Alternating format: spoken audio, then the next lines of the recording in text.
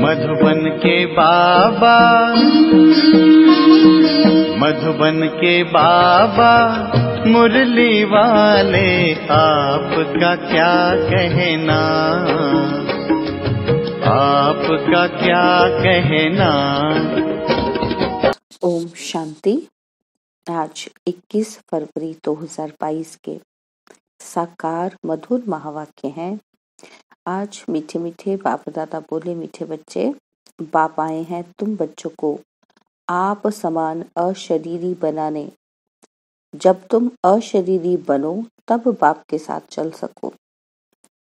बाबा ने कहा, मीठे बच्चे, बाप आए हैं तुम बच्चों को आप समान अशरीरी बनाने। जब तुम अशरीरी बनो तब बाप के साथ चल सको।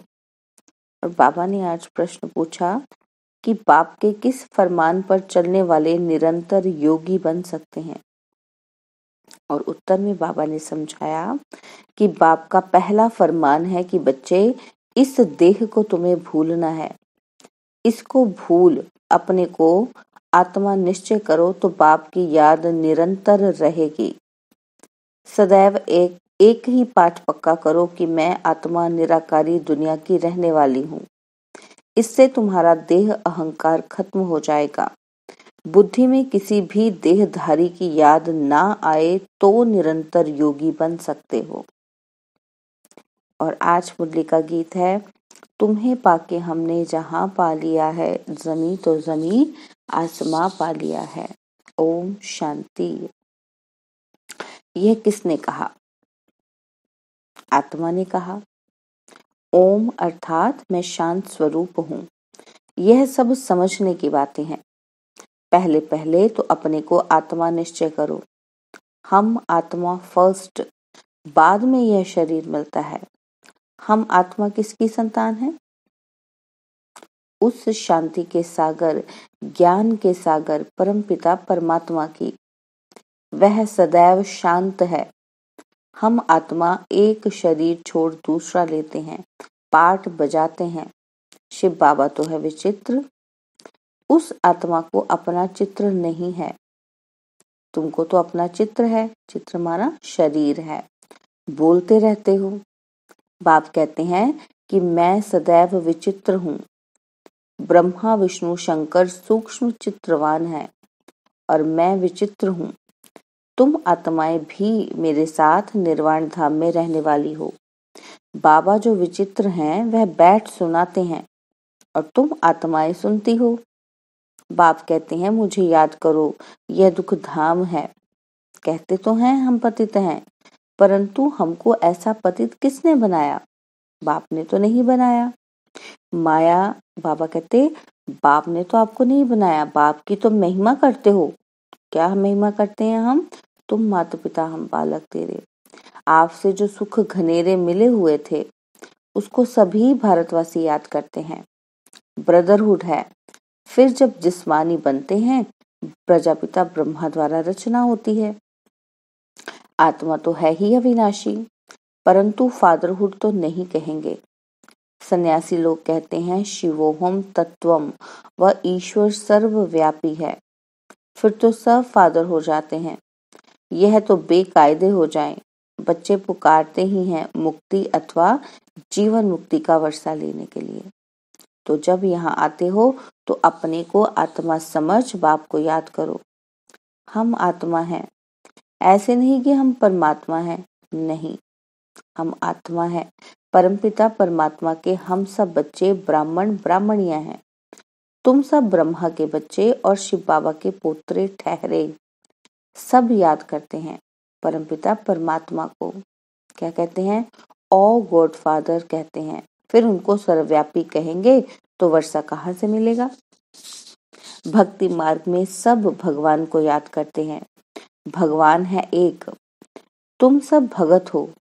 ब्राइड्स अनेक, ब्राइड ग्रूम अथवा साजन एक है।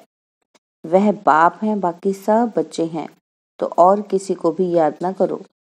बाप का फरमान है, बच्चे, तुम्हें इस देह को भी याद नहीं करना है। अपने को आत्मा समझो। आत्मा ही कहती है कि हम दुखी भ्रष्टाचारी हैं। यहाँ दैवी राज्य तो नहीं है। 5000 वर्ष पहले भारत में लक्ष्मी नारायण का राज्य था। यथा राजा रानी तथा प्रजा सुखी थे। अकाले मृत्यु नहीं होता था। बहुत थोड़े थे। यह भारतवासी सब भूल गए हैं कि हमारा भारत पहले पहले हेवन था। कहते भी हैं कि हेवनली गॉड फादर। हेवन कोई मूल वतन को नहीं कहा जाता। यह याद रखना, हम आत्मा निराकारी दुनिया की रहवासी हैं और कोई देहधारी की याद ना आए। देह अहंकार छोड़ अपने को आत्मा समझ बाप को याद करना है। यह जो कुंभ का मेला कहते हैं वह कोई सुहावने संगम युग का मेला नहीं है। संगम कहा जाता है कलयुग की अंत और सतयुग की आदि। कलयुग है ही पतित दुनिया, एक भी पावन नहीं।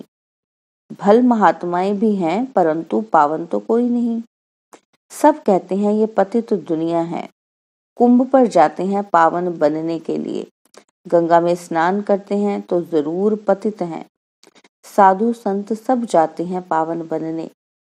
बाप कहते हैं कि मैं तब आता हूँ जब बहुत भ्रष्टाचार होता है, मनुष्य बहुत दुखी हो जाते हैं और मैं आकर इन सब का उद्धार करता हूँ। अहल्याएं, गणिकाएं, साधुओं, गुरुओं आदि का उद्धार करने आता हूँ, क्योंकि वह तो पावन आत्माएं हैं नहीं। पतित दुनिया में कोई भी पावन नहीं और पावन दुनिया में फिर कोई पतित नहीं होता। लॉ ही नहीं है। साधु लोग अपने को महान आत्मा कहाँ समझते, वह तो अपने को परमात्मा समझते हैं। शिवोहम कहते हैं। प्राचीन महात्मा आदि तो कहते थे कि परमात्मा बेअंत है, वह रचता और उसकी रचना बेअंत है। तो फिर निर्वाण धाम कैसे ले जाएंगे? उनको पता ही नहीं कि जीवन मुक्ति भी भारत था। उस समय और कोई धर्म नहीं था, सिर्फ सूर्यवंशी और चंद्रवंशी थे। फिर सूर्यवंशी बदल चंद्रवंशी बने। पुनर्जन्म में तो आते हैं ना। 84 पुनर्जन्म लेते हैं, 84 लाख नहीं। यह तो बड़ा गपोड़ा लगा दिया है। ब्रह्मा का दिन और ब्रह्मा की रात, तो 84 जन्म चाहिए ना। बाप बैठ समझाते हैं कि अब किसी को भी याद ना करो। हम आत्मा मोस्ट बिलवड परमपिता परमात्मा की संतान हैं। ऐसे नहीं कि सब परमात्मा के रूप हैं, यह तो इम्पॉसिबल है। यही एक जो भूल है। बाप एक ही है, बाकी सब हैं बच्चे। आत्माएं सब ब्रदर्स हैं।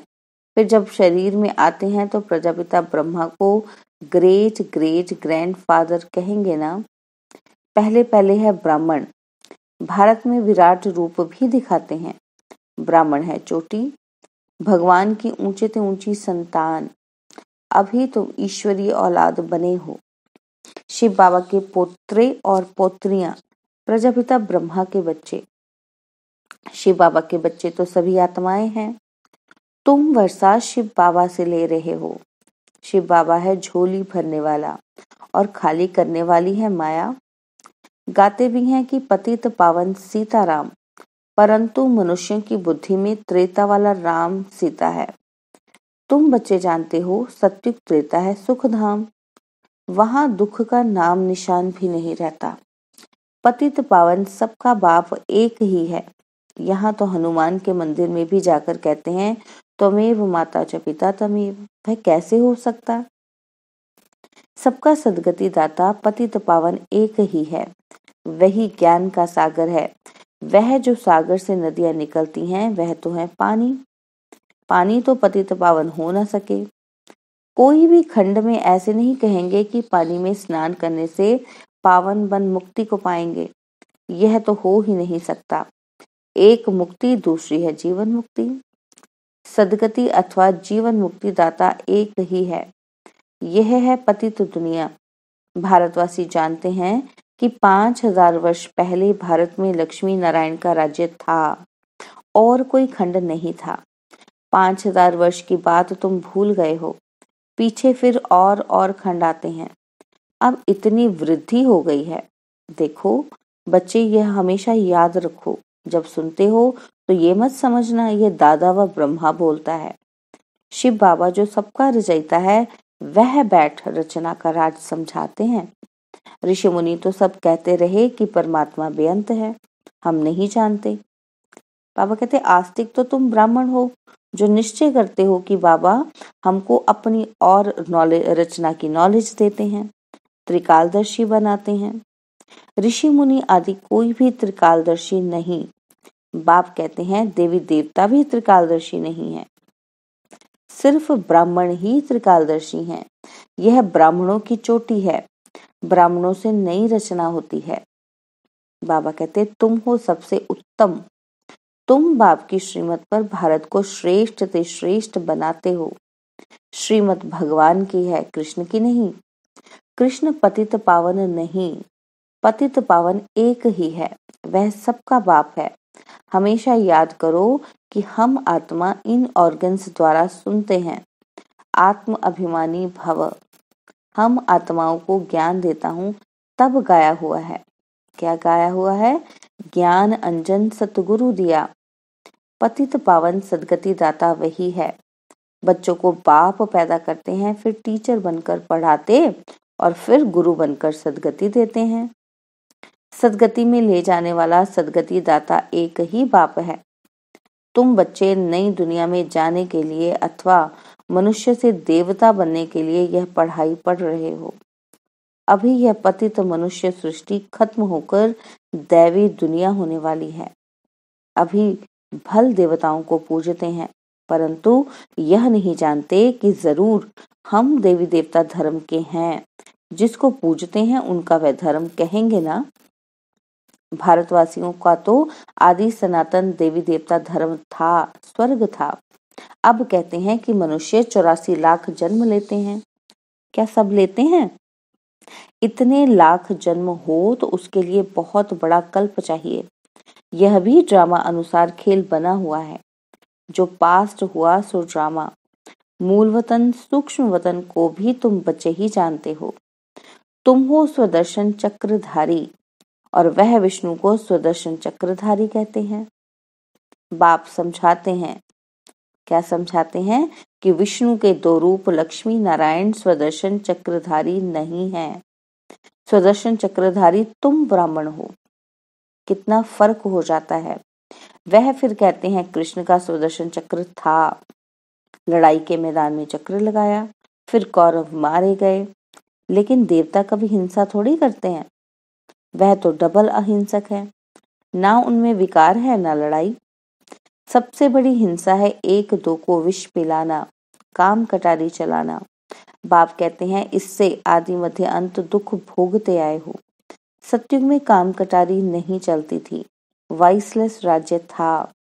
सर्वगुण संपन्न मर्यादा पुरुषोत्तम थे, हिंसा थी नहीं।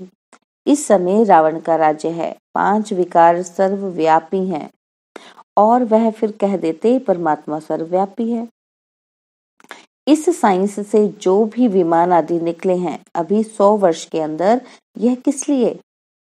बाबा कहते ये ट्रायल हो रही है। ये सब चीजें फिर भविष्य में काम आने वाली हैं। इन्हों के द्वारा अभी सब कुछ विनाश हो जाएगा, फिर यह सुख के काम आएंगे। यहाँ तो सुख भी है तो दुख भी है। इसको माया का पंप कहा जाता है। विनाश हो यह तो अच्छा है ना। कहते भी हैं कि पतित पावन आओ, क्या करूं आकर? बाबा पूछ रहे हैं, बाबा फिर से स्वर्ग की स्थापना करो तो हम सुख पाएं। बाप समझाते हैं कि बच्चे ये खेल बना हुआ है। बाप सुख धाम रचते हैं और रावण फिर दुख धाम बनाते हैं। शांति धाम से आत्माएं पहले पहले आती हैं सुख धाम में। पवित्र आत्माएं ही आती हैं। इस समय सब पतित हैं, तब तो याद करते हैं कि आओ।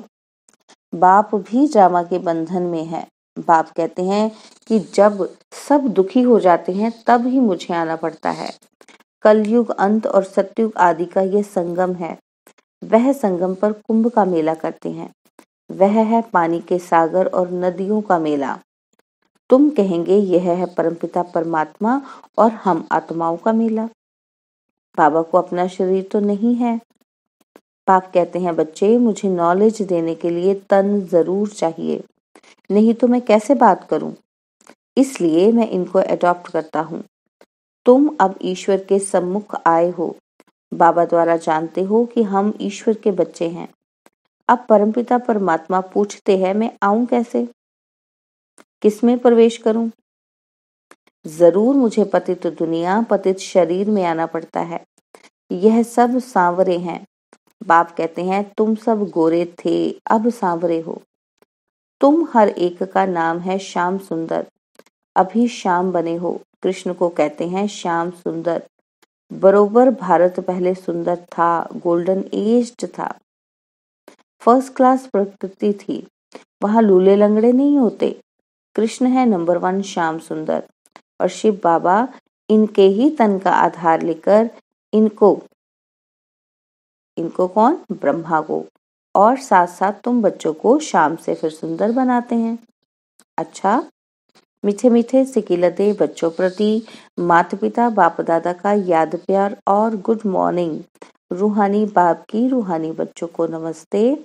हम रूहानी बच्चों की रूहानी बाप दादाजी को दिलवाजान सिकवा प्रेम से नमस्ते।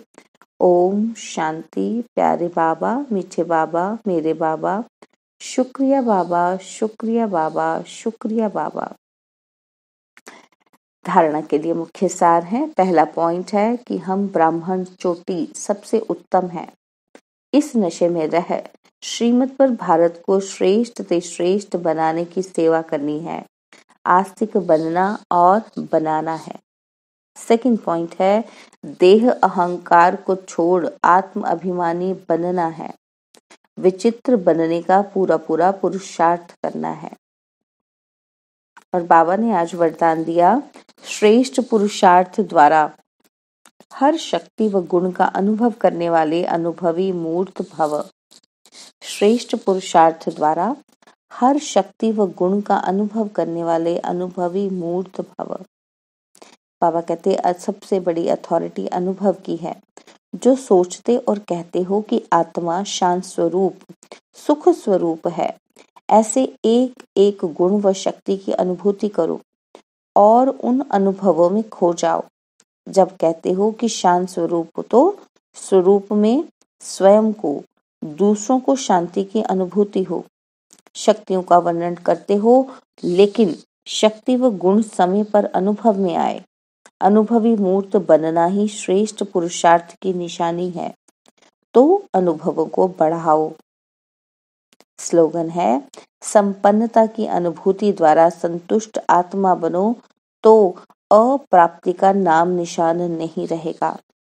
स्लोगन, संपन्नता की अनुभूति द्वारा संतुष्ट आत्मा बनो तो अप्राप्ति का नाम निशान नहीं रहेगा।